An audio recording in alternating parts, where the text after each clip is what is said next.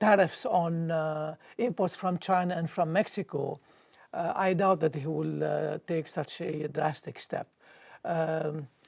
Most likely, if he imposes such tariffs, there will be some retaliation, but it will not be as severe because the Chinese will have more to lose if they impose such high tariffs on the United States. So a trade war between China and the US, the Chinese will end up being losers because we import a lot more from China than they import from the United States. And the same thing is true about Mexico. They probably will not pick a big fight with the new president. A lot of job seekers in this room today and watching our program. Is it a good time to be entering the market? Yes and no. If we are going to have a price war and a import-export kind of war with with Mexico, China, and other countries, our exports are going to go down, and that means lots of job losses. And these might be really well-paid jobs. On the other hand, if we put tariffs on apparel, clothing, for example, that we buy from China, and we start producing these in the United States, these are jobs that pay minimum wage. So really the gain is not going to be very much. So there are pluses and minuses as far as this trade war, if it ever happens. Dr. Raymond Sphere, longtime Chapman economist, thank you so much for being here, and good luck with the 39th annual Chapman Economic Forecast. Thank you very much for inviting me. Of course. Coming up, find out what a pebble, the Amazon, and Apple's have in common on this week's episode of Week in Tech. And an American hero passed away last week. We have the details.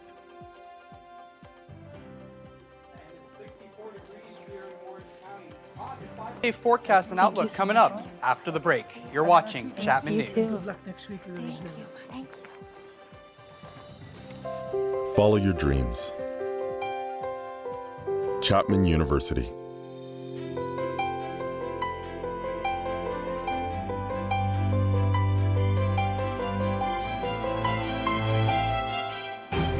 Take your life to new heights.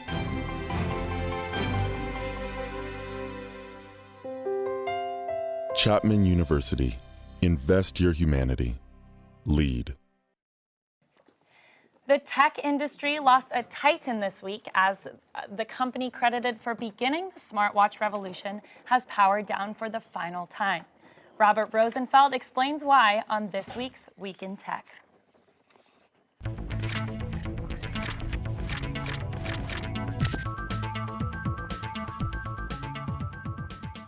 Amazon has forever changed the way we shop online and is now looking to change the way we shop offline as well.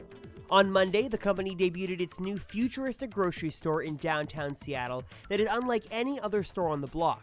Instead of cashiers, employees, and registers, the store is filled with advanced artificial intelligent technology and high-end tech sensors that track all of your movements throughout the store.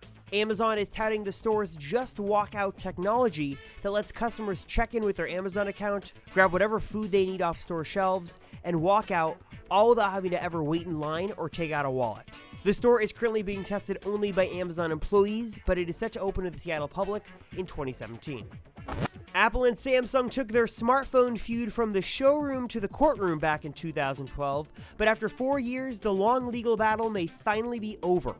The United States Supreme Court announced this week that though Samsung did in fact steal parts of Apple's patented iPhone design, it would not be required to pay Apple all earnings made from those infringing devices, which totaled just shy of $400 million. Though Samsung is still obligated to pay Apple for infringing on those designs, the Supreme Court did not specify exactly how much, instead sending that case back down to the U.S. Court of Appeals to find out an exact dollar amount owed.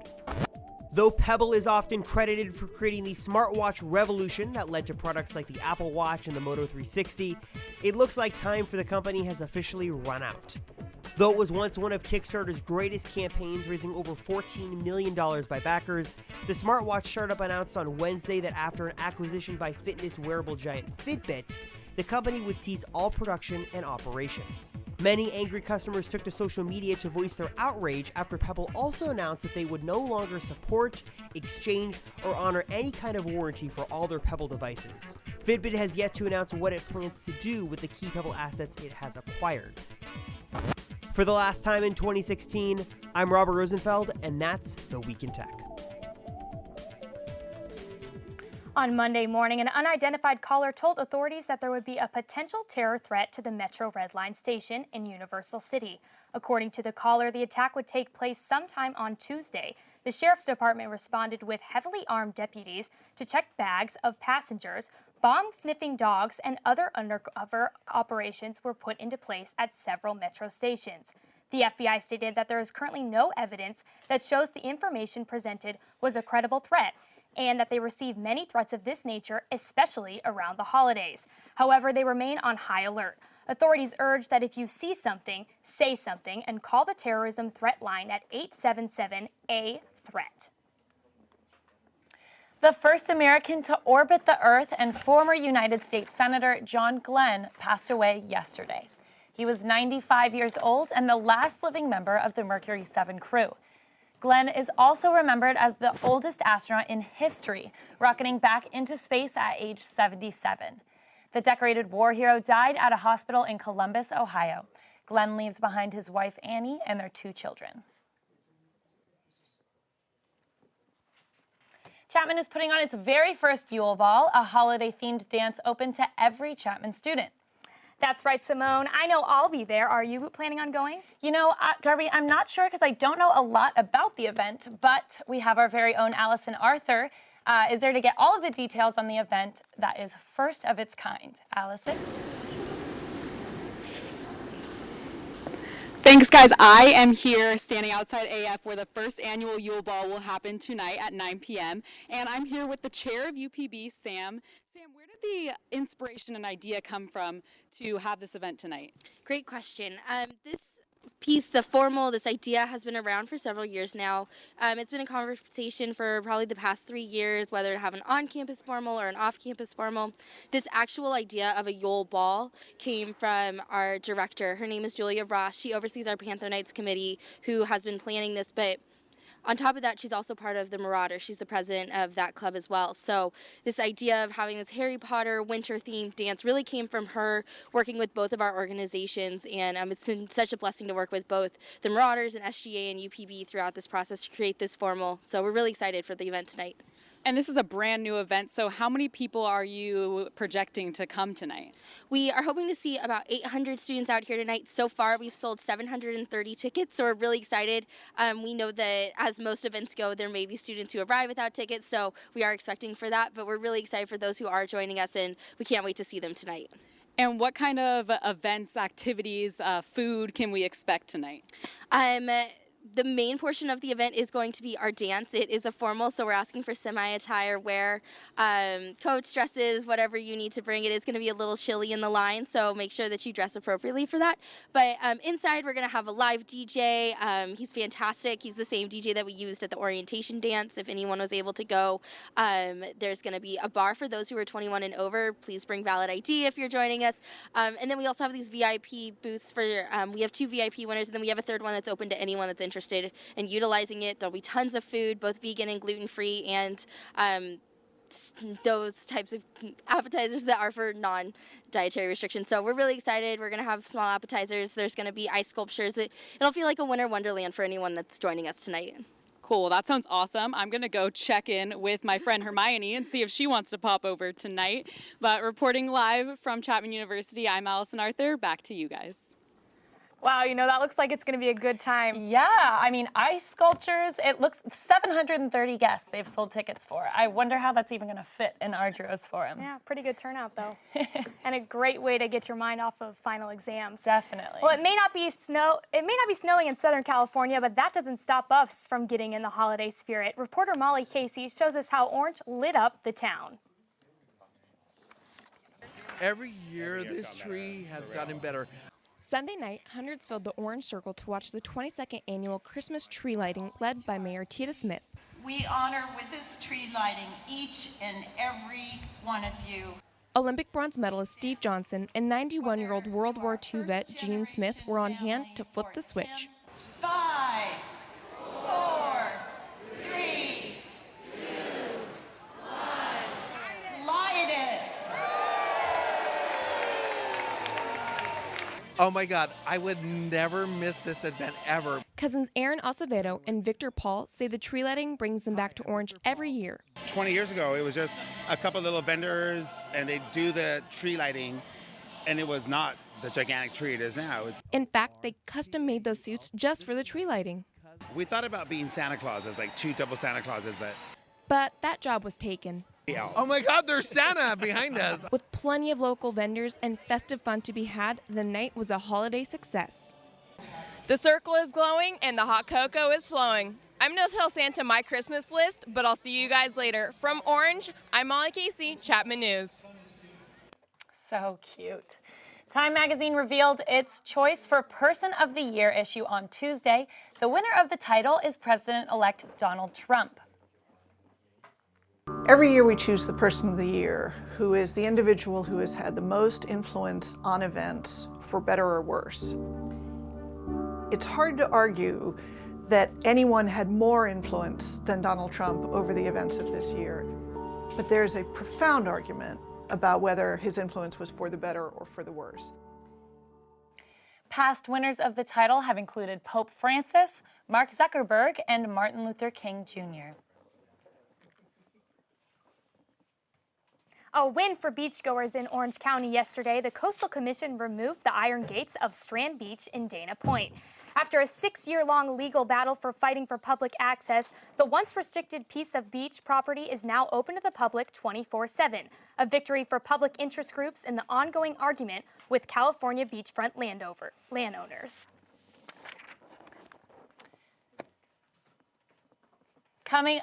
Right now we're going to go to our weather station with Wolfie. Wolfie has our temperatures moving into next week. Well, getting ready for finals week next week. Temperatures are looking pretty good for the most part. Right now we got a calm 64 degrees and sunny here in Orange today. Beautiful day to go out and walk around, maybe get some fresh air outside and go spend some time outdoors today. You know, we don't get to have a lot of time outdoors, especially with finals coming up next week. It's good to get your fresh air in before you'll be stuck in the library all weekend. As we look at the rest of Orange County, we've got 64 across the board in most cities, 66 in Irvine, 65 down here in Laguna Beach. Beautiful day to be out there walking by the water. Maybe leave the swimsuits at home for next time, but definitely a good day to be out by the beach. As we look out into the rest of our SoCal forecast, Santa Barbara, a gorgeous 65, LA 67, Anaheim 65, and up here in Big Bear, 56, which is a little warmer than we expect, but not to fear. After the sun goes down, you will be below freezing temperatures for the rest of the day. As we look into the rest of our 5-day forecast, we see a beautiful weekend ahead for us here in Orange. It's high 60s across the board with lows above 40 degrees, which is really nice for us. Up in those 50s. Watch out around Monday. We might have some rain showers coming in the morning, kind of affecting your Monday morning finals. But other than that, we've got mostly sunshine and clear, beautiful temperatures to enjoy. Now, if we look at the rest of the United States, we see a lot of high and low pressure systems here in the Pacific Northwest, bringing in a lot of rain and snow to those cities, Seattle, Great Falls, Salt Lake, all being dumped on by rain and snow. Luckily for us in Southern California, we desperately need that rain. Some of that rain will hopefully be coming down our way around Monday. Now, if you're like me, a Chapman student, you know that this week is finals week, but that also brings us the traditional Undie Run. Undie Run will be taking place this week on Wednesday as usual at midnight. But beware, if you are going out for Undie Run, it is going to be a cold one this year. As we see 50 degrees on tap. Make sure you bring a sweatshirt with you. But in all, have a fun and safe finals week. For the last time this semester from the Weather Center, I'm Wolfie Tash, and I'm throwing it over to the tank himself, Nick Vieira, in sports. Thanks, Wolfie. This week in sports, we get technical. Plus, we send Big Red a special Chapman Athletics wish list. This and more coming up on the Best Campus Sports Show. Astronaut, 1 in 13,200,000. Odds of being struck by lightning, 1 in 576,000. Odds of dating a supermodel, 1 in 88,000. Odds of bowling a perfect game, 1 in 11,500. Odds of being trapped in an elevator, 1 in 24,000 528. Odds of catching a ball at a major league game, 1 in 563. Odds of an injury from shaving, 1 in 6,585. Odds of tripping while texting, 1 in 10. Odds of getting cancer in your lifetime, 1 in 2 men, 1 in 3 women. It's up to us. To change the odds for our generation. For the ones we love. For our future. If you don't like the odds, stand up. Stand up to cancer.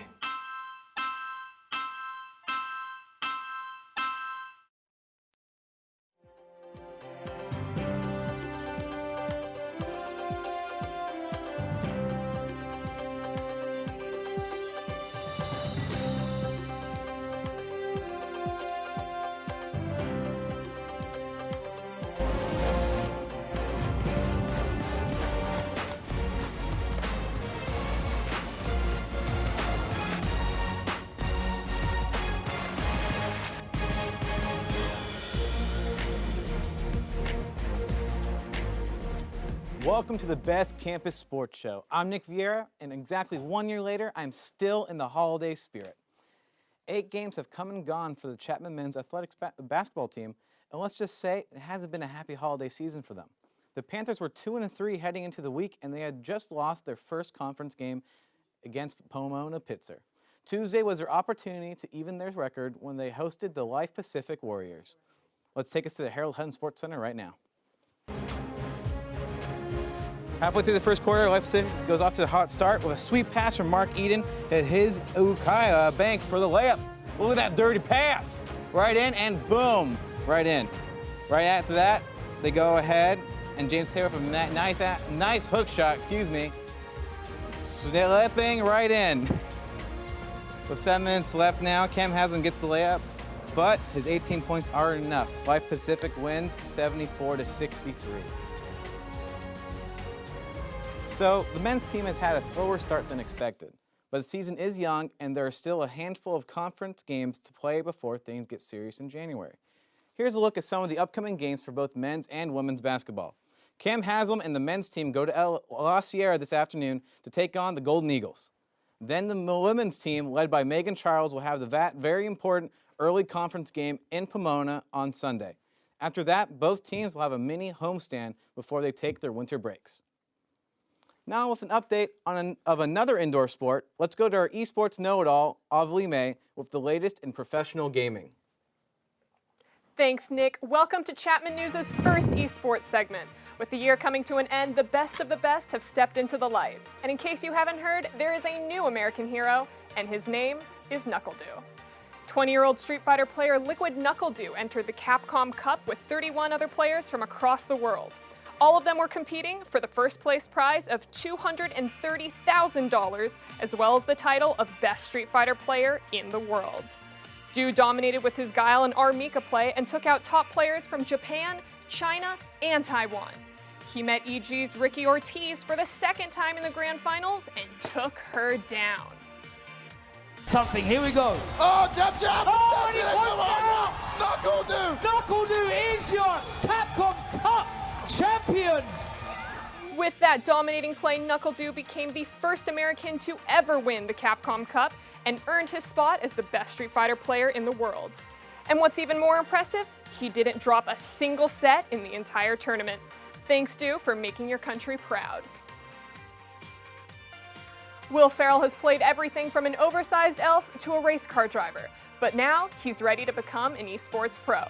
Legendary Pictures has announced that Ferrell will star in their upcoming comedy as an esports player who has passed his prime. Not much else has been released about the movie yet, but rumor has it that big-name teams Fnatic and Evil Geniuses may appear in the film. Not too many people are getting their hopes up, though, after Legendary's last video game movie flop, Warcraft. As for me, I can't wait to see a Ricky Bobby in the esports world. That's all the esports news I have for you today. I'm Avali May, and let's head back to you, Nick. Thanks, Avali. Will Ferrell definitely is one of my favorite actors, or so my teleprompter says. Now we move on to the main point of my existence, making a Christmas wish list about Chapman sports and sending it to big old St. Nick. This is Nick's Wish List.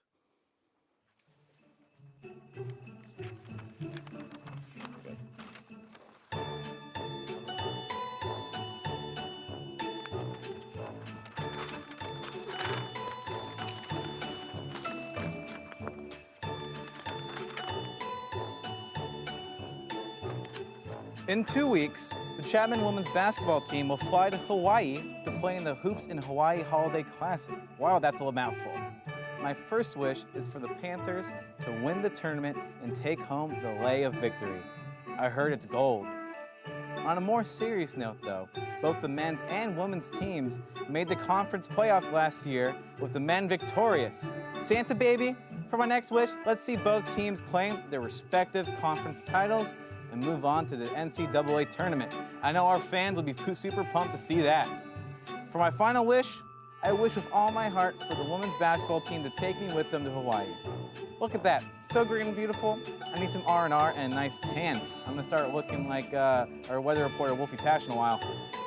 That's my list for the year. I'll send to the North Pole after the show. But before that, we'll toss it over to Addie Briley in the Entertainment Center. Addie, what's the happy haps?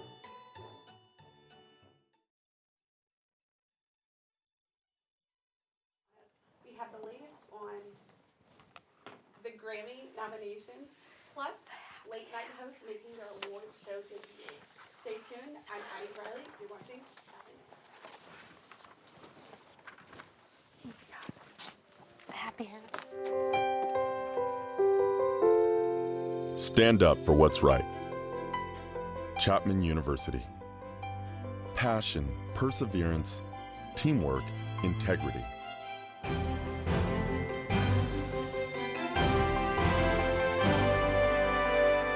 Create value in the world. The School of Law at Chapman University. Lead.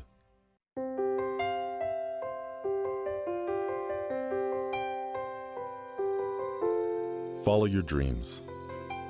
Chapman University. Chemistry, physics, computational science, biology. Start doing research in your first year. Soar to new heights. The Schmid College of Science at Chapman University. Explore.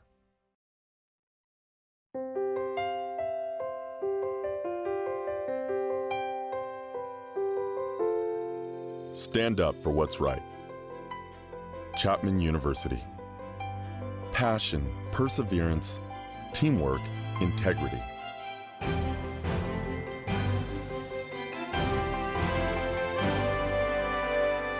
Create value in the world. The School of Law at Chapman University. Lead. Welcome back to Chapman News. It's the greatest time of the year and also time to talk about the Grammys.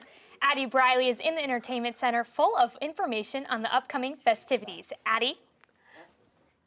Thank you, Darby and Simone. It's the most wonderful time of the year, and award season is almost here. Let's talk music.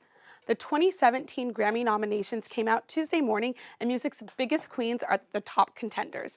Beyoncé leads the pack with a whopping 9 nominations, though not far behind are Rihanna, Drake, and Kanye West with 8 nominations. Adele picked up 5 nominations and will battle it out with Queen Bee in 3 categories. The two will go head-to-head for Record, Song, and Album of the Year. May the best queen win. The 59th Grammy Awards are scheduled for February 12th on CBS. Now on to TV. The Tonight Show host Jimmy Fallon announced for the first time he will be hosting this year's 74th annual Golden Globes, with this commercial paying tribute to National Lampoon's Christmas Vacation. All right, Questlove, this is it. The big reveal. This is what I'm doing January 8th.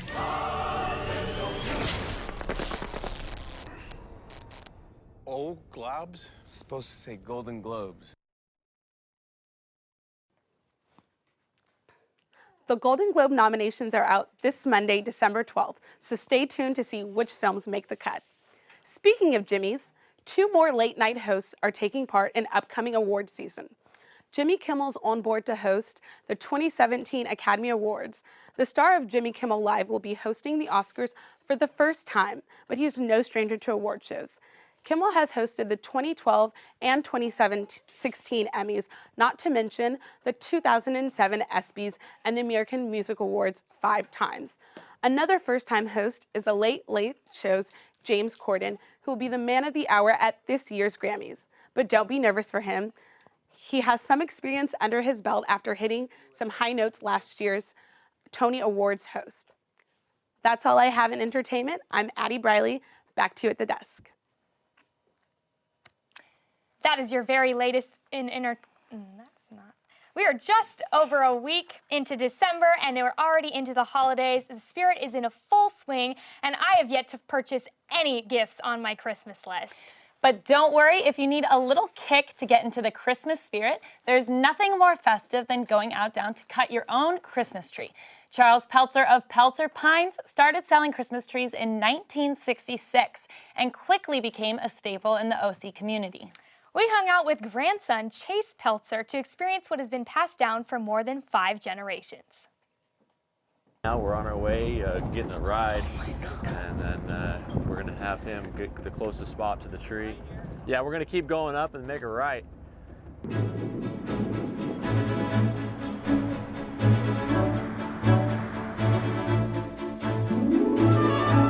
It's gonna be on this side, tree 87, so we'll probably just cut in like right here. So this is the tree right here. And then again, I just always cut as low as you can go, and the blade's really sharp.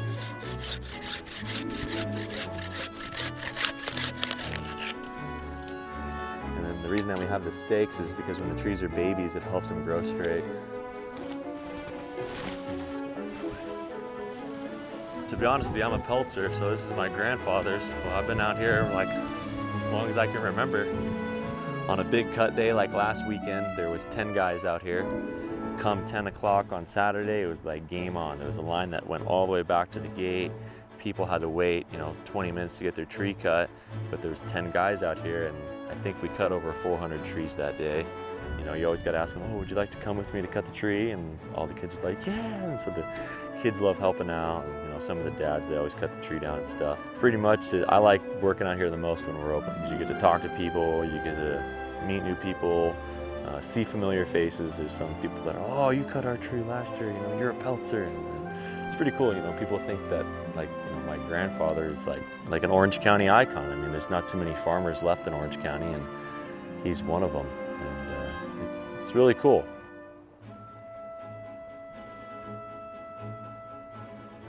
Well, you can't get homegrown oranges in Orange County anymore, but I guess you can get a Christmas tree. Very true. Make sure you follow us on Facebook, facebook.com/Chapman News, Twitter and Instagram @Chapman News. And YouTube at youtube.com/Chapman News. I'm Darby Brown. I'm Simone Buteau, and signing off for the last time in 2016. Chapman News seniors, we have a little surprise for you, so check this out on this next bit. Happy holidays, everyone.